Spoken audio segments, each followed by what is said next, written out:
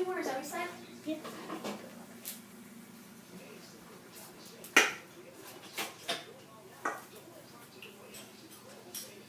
Alright, I'm going to put a little bit, about 1 teaspoon of salt. What, honey? This is the homemade pasta. This is the homemade pasta, yeah. I'm going to put a little bit of our herbs in there. Do we have a pasta maker? Yeah, you. Italian herbs? What, honey? Italian herbs? Italian herbs, yep. We're going to add a little bit of water, and I'm going to let Sophia, I'm just going to give her a little bit, and she can start stirring that in. Now, again, once again, if you have a food processor or something like that, you throw everything in there, and it'll be fine. Hold on, Jeremiah. No. Leave it out. Don't take it. All right, we just have a little bit of flour on there, which is fine. All right, come on, keep stirring. Keep stirring. We need to get those gabardines out. All right, we also have this is the gnocchi stripper. You don't have to use this. You could just use your fingers.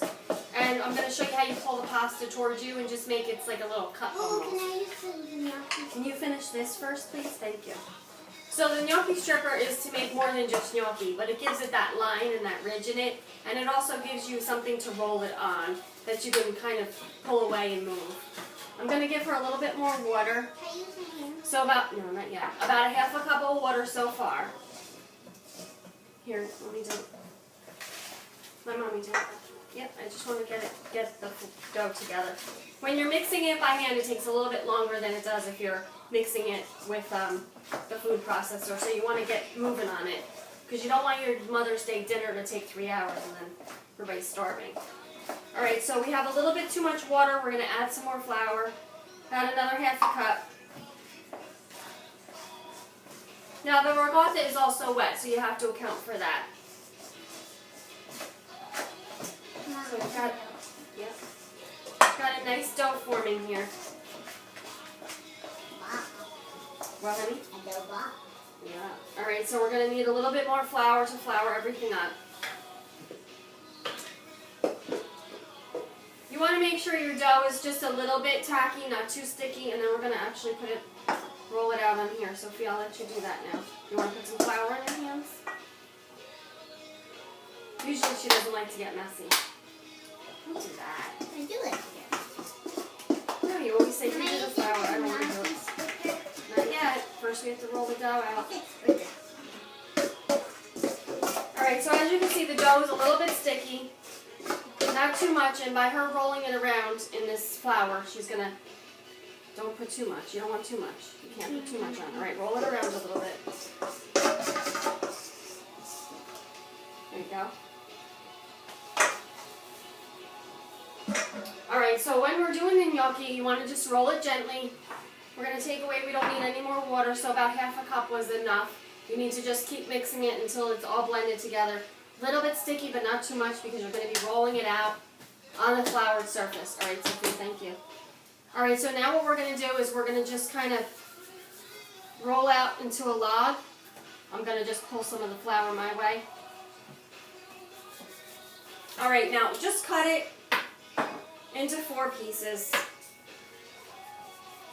And then you're going to start rolling it out and making the gnocchi.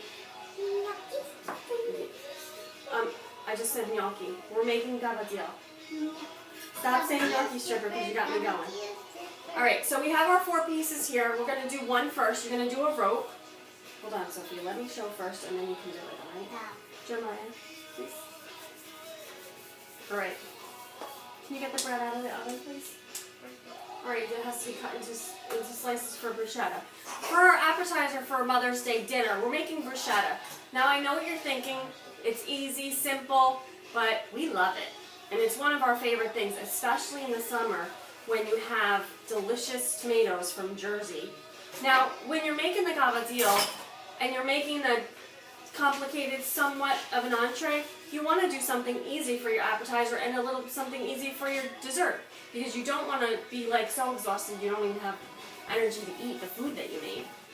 Alright, so we're rolling it out, and all I'm doing is rolling little ropes, as you can see. It doesn't matter if the ropes break off, it's fine. Alright, so what I'm going to do here is I'm going to show you. Sophie, grab, oh I got it, your little knife here. We're going to use a little knife, and we're going to actually just cut the size that we want, which is about, what is that, like 1.5 inches? We're going to cut that size, and then we're going to actually take the we're going to take the cavadillo and we're going to roll it down. Now I like when the lines go lengthwise, because then it tells me that it's cavadillo. I'll show you. If I do the other way, then I think they're gnocchis, so I just get myself a little bit. So I'm going to go this way on it, and I'm going to roll it over, and it has nice lines in it. You can use this, which is the roller. You don't have to, though. It's easier to use your fingers. All right, and if you just want to use your fingers, you don't have a gnocchi stripper, you're just going to actually, I'll show you, you just take your 2 fingers and pull towards you, and then roll it over. It's like a little cup. And it goes quickly once you get started. You don't have to it doesn't take you that long. When your hands are really floured, the dough won't stick and roll a little bit like that. So you want to just stick and roll. What are you doing? You could use a fork, but you just want to pull it towards you a little bit and roll it over. You make like a little indent and then a cup. Yep. I'll cut and you roll. How about that? Yeah. Good idea, right? Good girl. Now if it starts to stick, you want to put a little flour in, but not a lot, not a lot. Alright, so I'll do the ropes and she's do the cutting, which is a good teamwork, right, Sophia? Mm-hmm. Now normally I have the whole counter, I just roll it out, and then I cut, but since we're stuck together here, we'll do it a different way.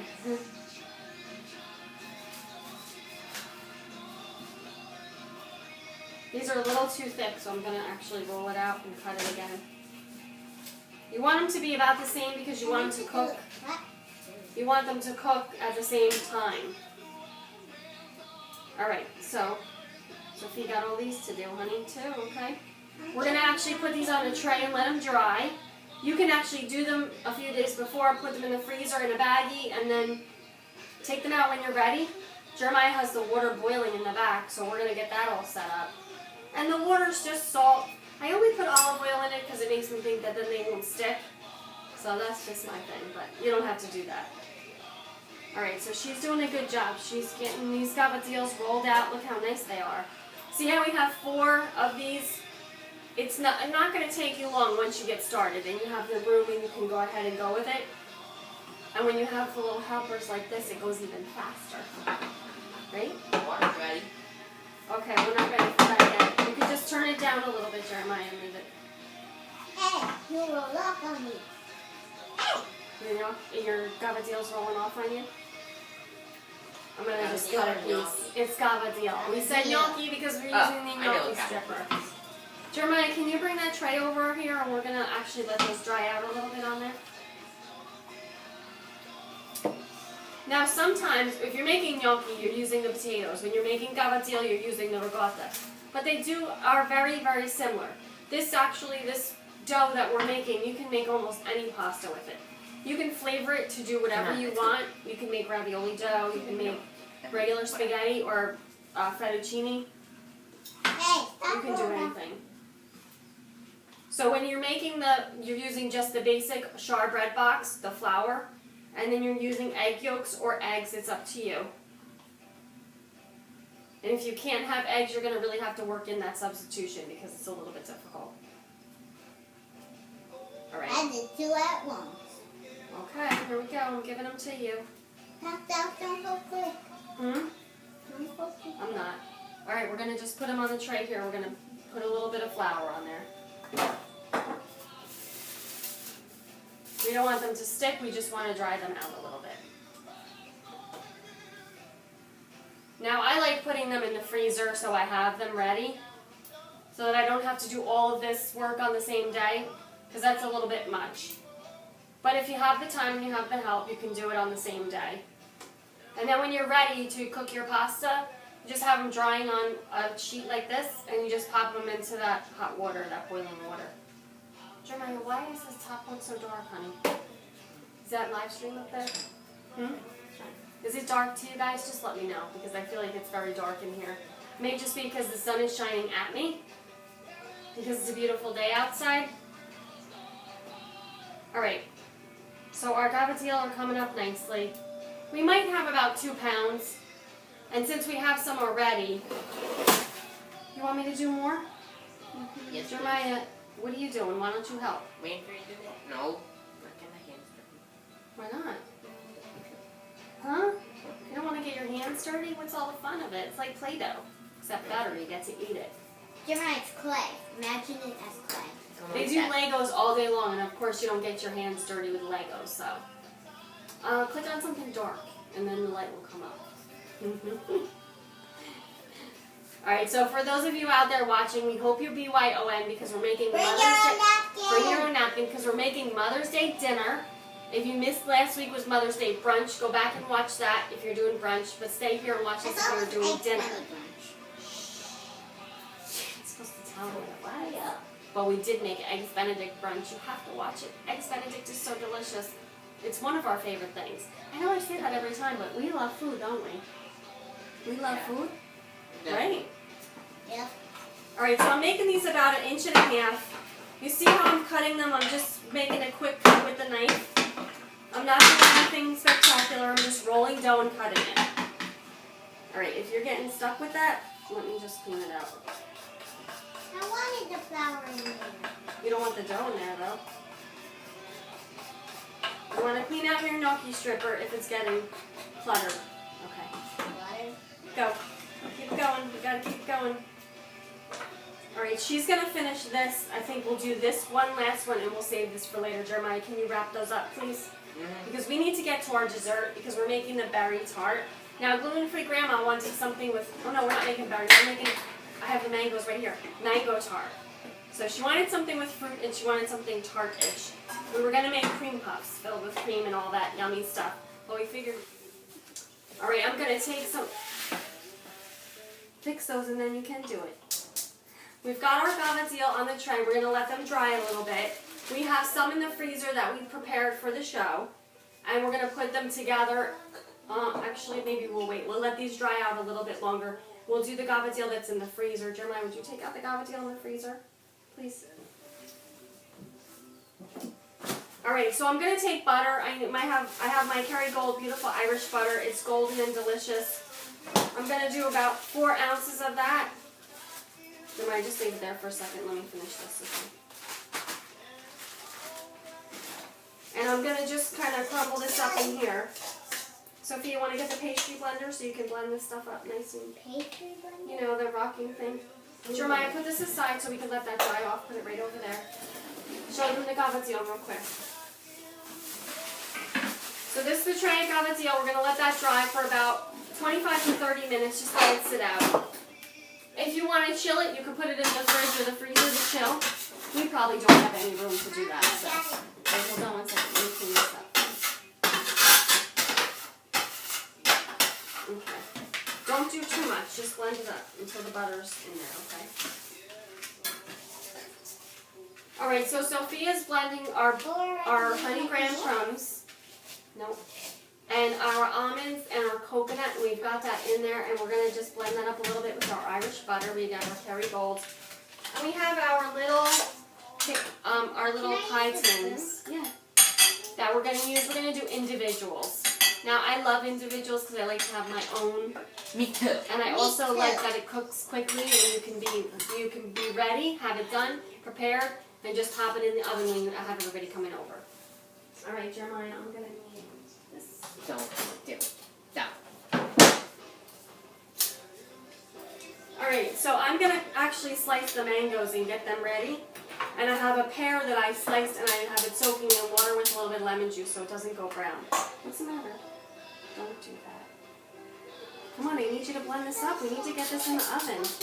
It smells so good. Why don't you get a fork maybe? I'm just going to get a bowl so that I can mix the mango, toss the mango in when I'm done. Jeremiah, let me see the bread. Okay, just leave it there. I'll stand it for it. Here's my bowl. I have my peeler. I don't know which one works, so I took them all out and put them in the thing. Let's see which one's soft. Alright, it's good. This one feels soft. Good. Alright, so I'm going to cut the mango. I'm just going to cut the ends off. And I'm going to peel it. Mangoes were on sale this week. I think it's mango season, so we're getting them from everywhere. But a lot of the times it's hard to find organic ones. So when I want them, I'm just going to get them. Alright, so I'm just going to peel the mango. And Sophia's doing the crust. This is going to be a delicious fruit tart. We've got a little bit of a tropical thing going on with our mangoes and our coconut. Mix the lime and coconut. Mix the lime and the coconut, yeah. This mango is a little bit hard, but it'll be fine because we're going to put it in the oven. Oven. Yep, we're going to bake our tarts. Alright, let's see. We have one more to go. This peeler wasn't so bad as I thought it was going to be. Alright, so now when you cut the mango, if you're not familiar with mangoes, they have a bone inside. So it's almost like cartilage, and you can feel it. It's very hard. But on the sides is all meat and good stuff. So you want to slice down. Do the best that you can. You should get a piece about like that. And then you want to do the other side, same thing. And you'll get pieces of mango from the sides of the mango. And I'm just going to cut thin slices for the tart. Now, last week or the week before when we did the chimichangas, I used to make a fried dessert. It was mango and papaya, almost like a chimichanga, for Jeremiah's first grade teacher. She absolutely loved it.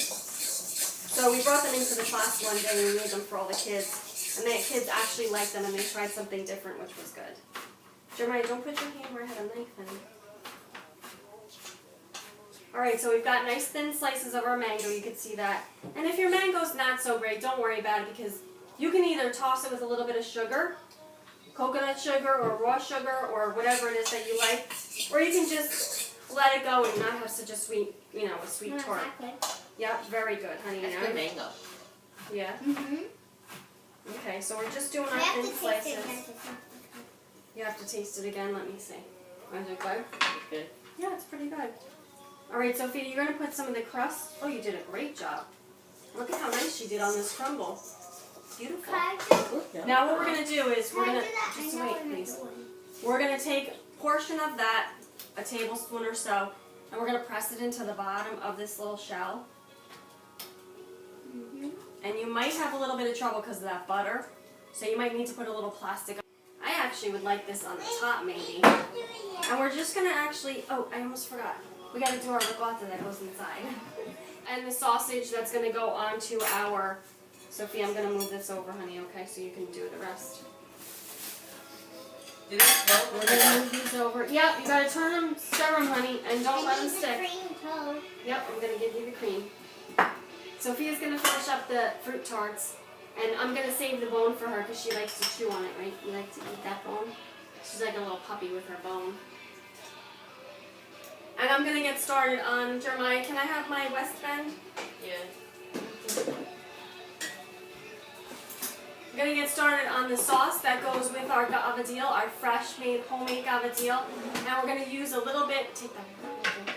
We're going to actually use, we have broccolini, we have some fennel, and we have a delicious sausage. And I'm going to get this heated up. Jeremiah's telling me not to use the fennel, but I'm going to use the fennel. Alright, Jeremiah, I need, Float when they're done? what? They float when they're done? Yeah, they should float when they're done. Okay. Alright, I'm going to leave that there. I'm going to cut the fennel, and Jeremiah already cooked the sausage in the back for me, so, yes. Wow, that's so nice. You have the sausage on heated?